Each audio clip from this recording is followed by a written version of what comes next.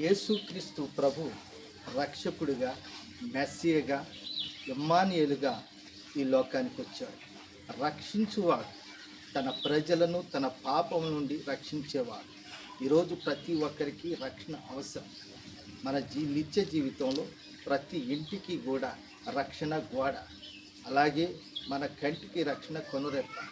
ప్రభువు తన కనుగుడ్డుకి కనురెప్ప ఏ విధంగా కాపాడుతుందో ఆ విధంగా మనల్ని కాపాడుతానని, ఆయన సహాయం చేస్తానని భరోసా ఇస్తూ ఉన్నాడు.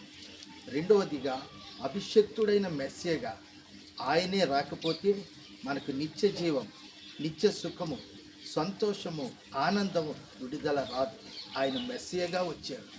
మూడవదిగా, ఇమ్మానుయేలు దేవుడుగా మన జీవితంలో పుట్టినది మొదలుకొని చనిపోయే వరకు కూడా మన అన్ని కాలాల్లో, అన్ని వయసుల్లో కూడా సరిపోయిన దేవుడుగా, తోడుగా, ఒక తల్లి, ఒక కుమారుడు, ఒక కుమార్తె కొద్ది కాలమే మనకు తోడుగా ఉండవచ్చు, కానీ గర్భములోనున్నది మొదలుకొని చనిపోయే వరకు, పరలోక రాజ్యం చేర్చే వరకు కూడా ఆ ప్రభు మనకు తోడుగా ఉంటున్నాడు, తోడుగా ఉంటాడు, తోడుగా ఉండబోతున్నాడు.